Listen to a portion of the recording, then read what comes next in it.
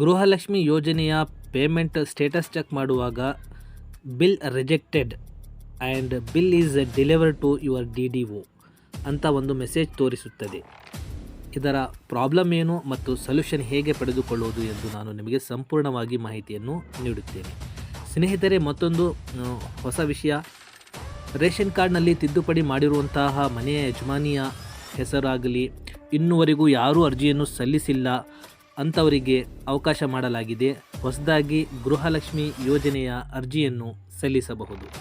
ಸ್ನೇಹಿತರೆ, ಅರ್ಜಿಯನ್ನು ನೀವು ಸಲ್ಲಿಸಿದಾಗ ನಿಮ್ಮ ಅಕ್ನಾಲೆಜ್ಮೆಂಟ್ ಡೌನ್ಲೋಡ್ ಮಾಡಿಕೊಳ್ಳುವುದು ಬಹಳ ಅವಶ್ಯಕವಾದದ್ದು. ಸ್ನೇಹಿತರೆ, ಗೃಹಲಕ್ಷ್ಮಿ ಸ್ಟೇಟಸ್ ಚೆಕ್ ಮಾಡುವಾಗ ನಿಮ್ಮ ಸ್ಟೇಟಸ್ನಲ್ಲಿ Gruhalakshmi bill is rejected and bill is delivered to your DDO ಅಂತ ಈ ರೀತಿ ಒಂದು ಮೆಸೇಜ್ ತೋರಿಸಿದರೆ ನೀವು ಸ್ನೇಹಿತರೆ ಕಡ್ಡಾಯವಾಗಿ ನಿಮ್ಮ CDPO ಆಫೀಸಿಗೆ ಹೋಗಿ ನೀವು ಭೇಟಿಯಾಗಬೇಕು.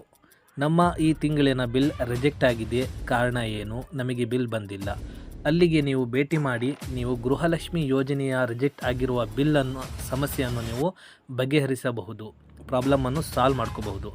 ಸ್ನೇಹಿತರೆ, ಗೃಹಲಕ್ಷ್ಮಿ ಇನ್ನೂವರೆಗೆ ಯಾರು ಅರ್ಜಿ ಸಲ್ಲಿಸಿಲ್ಲ, ಇವಾಗ ಆನ್ಲೈನ್ನಲ್ಲಿ ಅಂದರೆ ನಿಮ್ಮ ಗ್ರಾಮ 1, ಬೆಂಗಳೂರು 1, ಕರ್ನಾಟಕ 1 ಕೇಂದ್ರಗಳಲ್ಲಿ ಭೇಟಿ ಮಾಡಿ ನೀವು ಆನ್ಲೈನ್ನಲ್ಲಿ ಅರ್ಜಿಯನ್ನು ಸಲ್ಲಿಸಬಹುದಾಗಿದೆ. ಸ್ನೇಹಿತರೆ, ಮನೆಯ ಯಜಮಾನಿಯ ಹೆಸರು ಚೇಂಜ್ ಆಗಿರೋದು ಅಥವಾ ರೇಷನ್ ಕಾರ್ಡ್ನಲ್ಲಿ ಗಂಡನ ಹೆಸರು ಫ್ಯಾಮಿಲಿ ಮೆಂಬರ್ ಆಗಿರುವಂತಹ ರೇಷನ್ ಕಾರ್ಡ್ಗಳು, ತಿದ್ದುಪಡಿ ಮಾಡಿರುವಂತಹ ರೇಷನ್ ಕಾರ್ಡ್ಗಳು, ಈ ಎಲ್ಲ ರೇಷನ್ ಕಾರ್ಡ್ಗಳು ಸಮಸ್ಯೆ ಆಗಿದ್ದಲ್ಲಿ ನೀವು ಅರ್ಜಿ ಸಲ್ಲಿಸಲು ಆಗುವುದಿಲ್ಲ. ಅಂದರೆ ನೀವು ಇನ್ನೂವರೆಗೂ ಅರ್ಜಿ ಯಾರು ಸಲ್ಲಿಸಿಲ್ಲ, ಇವಾಗ ಅವಕಾಶವನ್ನು ಮಾಡಿಕೊಡಲಾಗಿದೆ. ಸ್ನೇಹಿತರೆ, ನೀವು ತಕ್ಷಣ ಗೃಹಲಕ್ಷ್ಮಿ ಆನ್ಲೈನ್ನಲ್ಲಿ ಅರ್ಜಿ ಸಲ್ಲಿಸಿ ಮತ್ತು ಇದರ ಉಪಯೋಗ ಪಡೆದುಕೊಳ್ಳಿ.